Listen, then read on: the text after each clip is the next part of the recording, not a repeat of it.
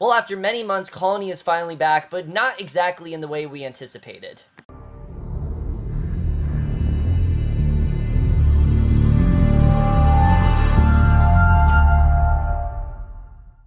Hey guys, remember the season premiere of Colony, Season 2, Episode 1, 11/13. I was definitely very much looking forward to this episode. You guys know Colony was one of my biggest surprises of last year. I didn't expect much from it, and I got a much better character-driven show than I really thought it was going to be. But I'm not going to lie, I didn't really remember what happened in Season 1. It's been a long time since the show was on. I think it was on back in like March or April. That was the last time the show was on.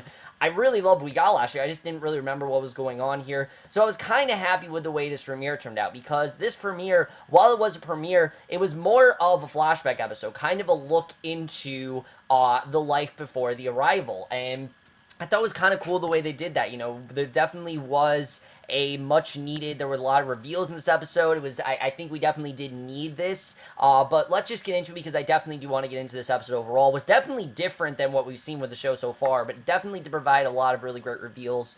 So we start off, and immediately they do everything to tell you that this is the past, because we see all of Will and Katie's kids, including Charlie, are home, and Will's still with the FBI. He's been distant for days, though, and he tells Katie that he's having problems with his partner, Devin, because she thinks that he's a dirty cop, and Katie promises that they'll figure it out. Devin shows up at the door, and she and Will head out to work, and that was the day of the arrival, we find out. 11/13 was the day that they arrived, and Will and Devin end up talking about their lives in the diner, and he flat out asks her how she got the money to buy her new place in Santa Monica. And remember, she thinks that he's a dirty cop, and you're really not making yourself less dirty by literally asking her how she got this money, but whatever, you know, I'm not going to judge. He knows how much they made, and so he knows she can't afford it, and she says she's a rich uncle, but he doesn't believe her, and then he tells her that he requested a transfer, and she gets really defensive and says that there's no way that she's not dirty, and Will and Devin there's no way she's dirty, I mean, so Will and Devin get called in. 7 VIPs went missing in the LA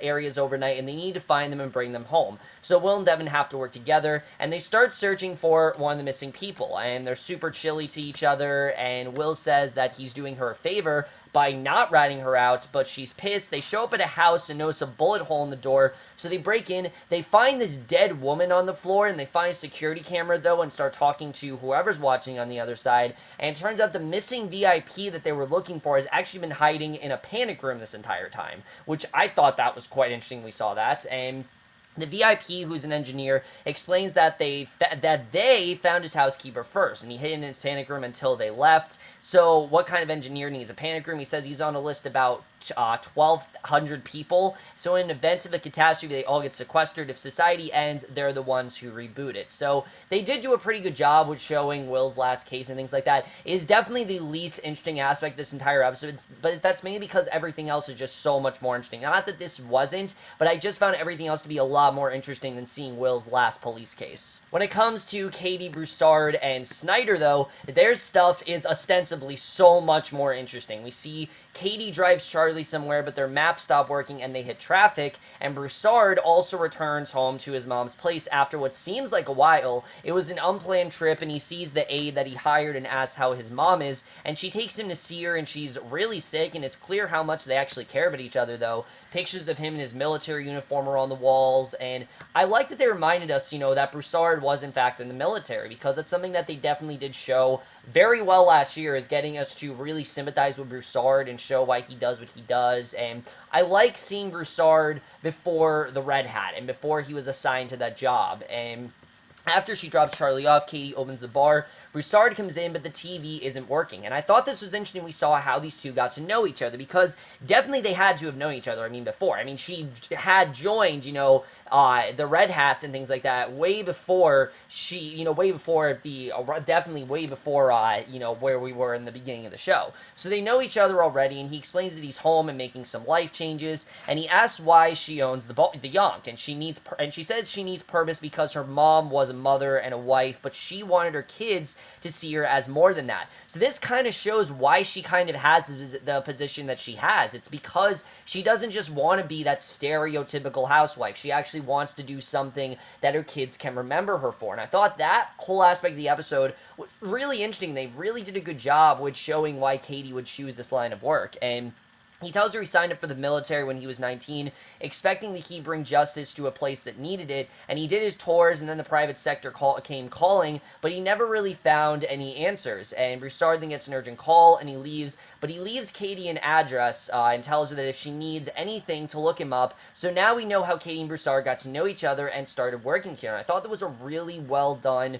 scene. Just that little detail right there, I really did enjoy seeing. I thought overall all that stuff was definitely very interesting. We saw that. So Will goes back to the office with the VIP. The office is in complete chaos, and all these people are missing. Will knows something's wrong, so he calls Katie and tells her to pick up the kids and meet him at the bar, and something's happening, so Katie starts picking up the kids. She calls Maddie, tells her to meet them. She's upset because her husband's on a plane, and they all think they're under some kind of attack, but she says she'll meet them. And what's good about the scene is that we know what's going on. We know what's happening in this scene. We know what's about to happen. But the way they set it up, I still thought was pretty intense, because, we definitely have this doubt of, what's really about to happen. What's really gonna, is this really gonna be the arrival? Is this really gonna be what's gonna happen here? I thought it was very well done the way they set that up. So, back at the office, Devin says they need to get out. Will doesn't want to abandon their work, but she leaves him, and suddenly while Katie's driving with Gracie and while Will's working, there are some weird noises and quakes, and all the cars stop working, so they know that something strange is happening. And again, they did a very good job of setting up that the arrival is going down. I definitely really did like the way that was done here.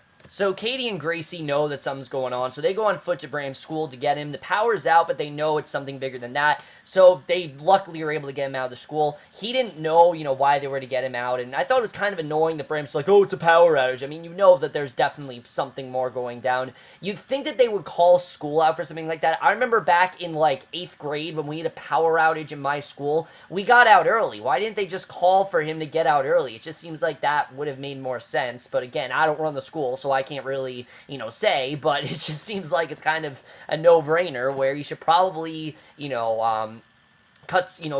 schools should probably not happen if, the power goes out. It just seems like, that's what you should do. But the next step, of course, is to get Charlie. And he's 2 miles away, and the cars aren't working, but they'll figure it out. But Gracie's terrified. She starts crying. Very well done scene. I really do like the actress who plays Gracie. She honestly is a very good child actress, and I thought she did a really good job in this scene. She's crying, so Kay decides to bring them to the bar to meet Will first, and Will comes to the bar. He meets Katie, Gracie, and Bram, but Maddie's still not there. Maddie's not really a character in this episode. She's kind of just there. I didn't really feel like Maddie had much to do, but since everything lost power, Maddie's husband Flights is probably in trouble, and Katie also couldn't get to Charlie, so Will says he'll use a bike to get Charlie, and meanwhile, Broussard goes back home. He starts stocking up on all his weapons, and later he and a bunch of military guys are told to go to a house. Broussard realizes it's a trap, and they'll need to get out, and his friend says that anyone who wants to attack them will have a word of pain waiting for them. But Broussard leaves, and as he walks down the street, there are all these explosions, and the house is completely destroyed. So that was pretty crazy the way that went down. We don't know how this happened, but his house is destroyed, and Katie and the kids hide in the bar while they listen to all of these explosions. Suddenly, someone's knocking frantically at the door, and it's Maddie and her son. Obviously, they need a place to stay, so they let them stay there, do what they need to do. Katie lets her in and sees the chaos, and people are running and screaming, and there are droids literally everywhere, and Broussard then goes home. His mom goes into cardiac arrest from the shock of the attack. He tries to revive her, but he just can't. It's clear that she's gone. There's no way that he's going to save her, and it's a really sad scene. I think they did a really good job of showing, who Broussard really was at this point. He wasn't just some horrible guy. He had a very complicated life, and I think he kind of just did this because he didn't really have much of a family after this. I mean, his entire house was destroyed. He lost his mother. This was a very saddening time for Broussard, but you also get the fact that he really doesn't have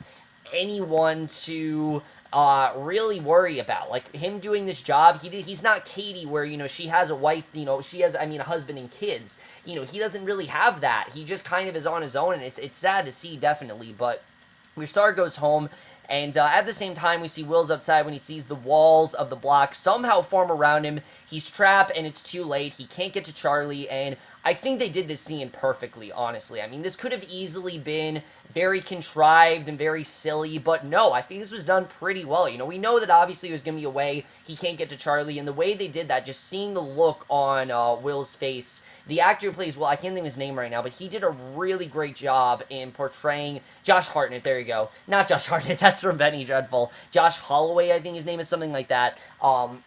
he did a really great job of really showing the fear in Will's eyes, just the despair he has of him not being able to get his son back. It's a very sad moment overall. However, that's not all that happens because we still have to talk about Snyder and his whole arc.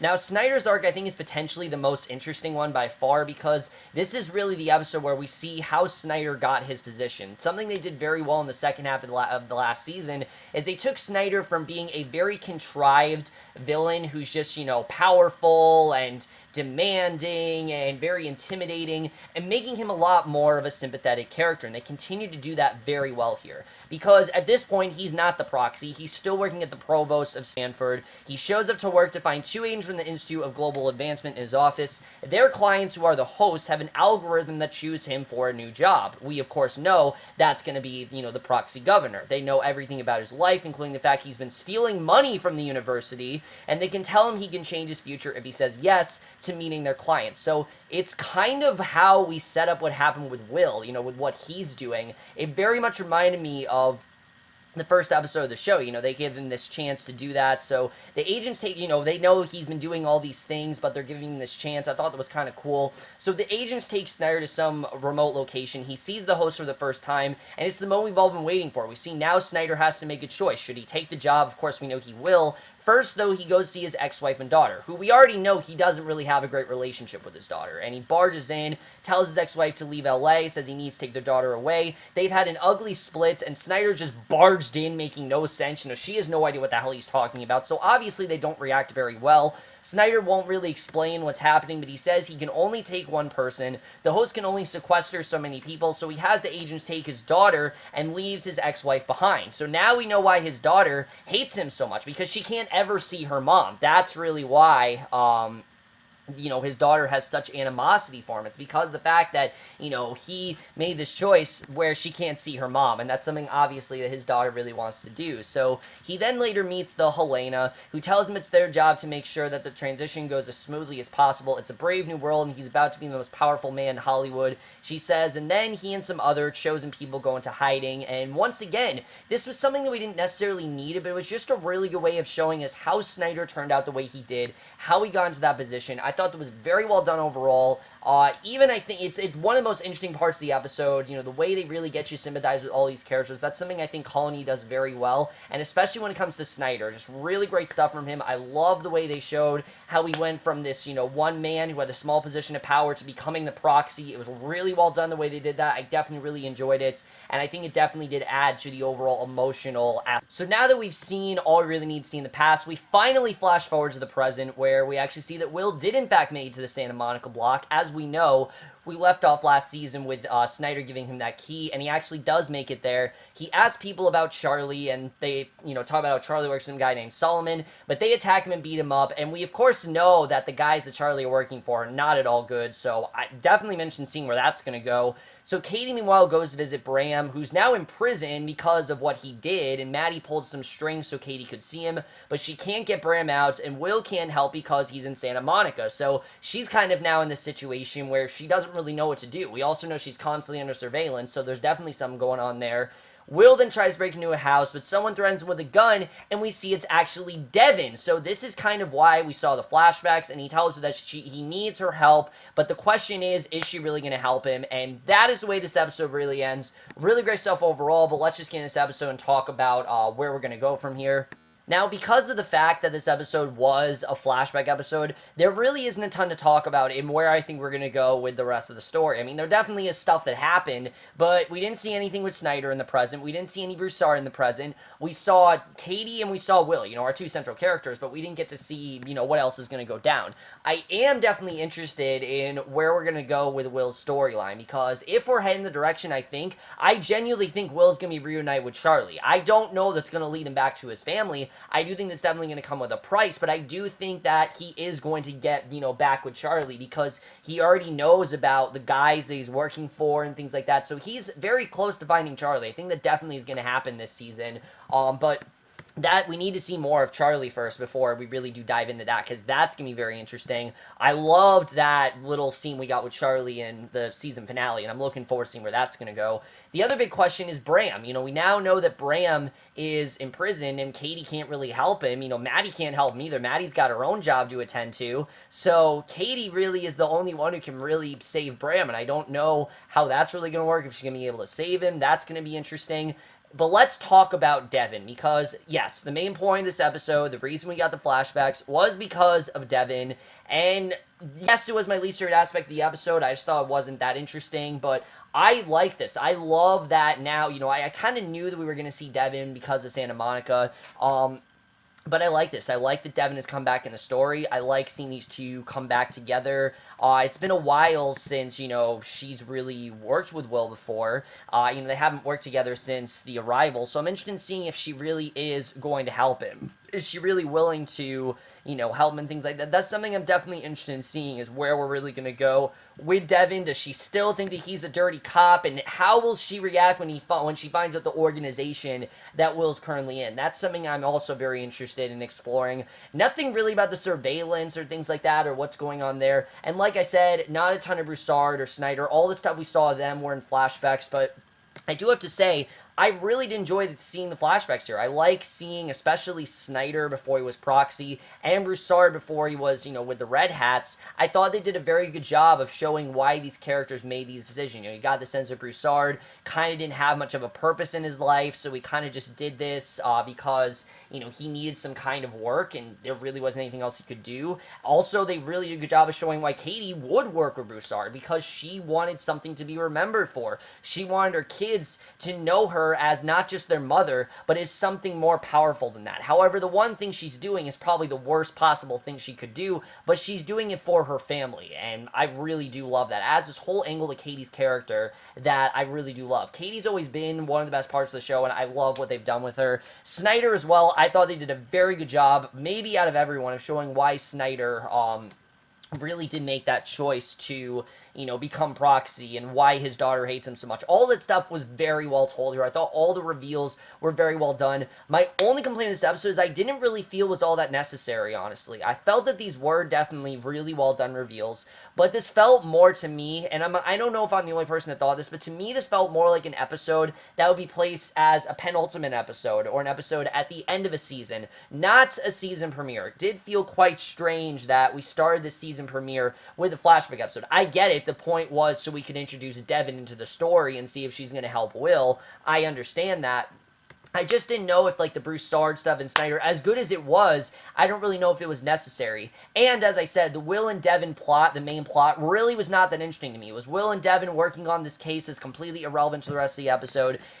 That whole thing I kind of got bored by. I really was not that into what was going on there. And the episode definitely did take a while to get going. I think once we got to once Kate and Broussard met up and things like that, that's when the episode really took off for me. I really did like where we got there. I thought the ending definitely was pretty good.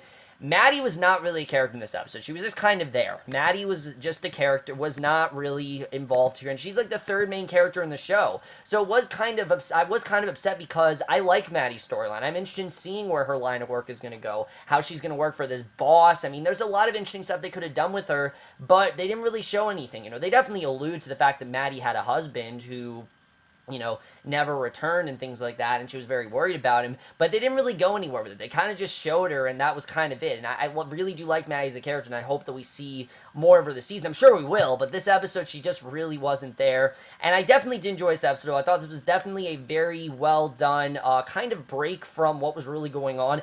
Definitely get the sense the season's going to be insane. There's going to be a lot going on here, and I definitely think it's going to be a lot more action-packed. And the way we're setting things up, this definitely has potential, I think, to be a little bit better than Season 1. Season 1 was good, but there's not as much to reveal. There's not as much the characters are hiding from each other. The characters know what they're doing, and with that awareness, I think it's really going to propel the story forward, and I'm interested in seeing really where that's all going to go. There's a lot of potential for this season. I'm really hoping that they really do utilize all the things that can make the season great. But overall, guys, I am going to give the Season 2 premiere of Colony, Season 2, Episode 1, 11/13, a 4 out of 5 or a B+. Over, guys, remember the season premiere of Colony. Let me know what you guys thought of this episode overall. Did you like the flashbacks? Did you understand the point of them. Where do you think the whole thing with Devin's gonna go? Did you like what they do with Broussard and Snyder and characters like that? But that's my review. Hope you guys enjoyed. Definitely looking forward to the rest of the season. And I will see you guys next week, which will be for the season possible series finale of Sherlock. And I will see you guys for that. Okay, bye.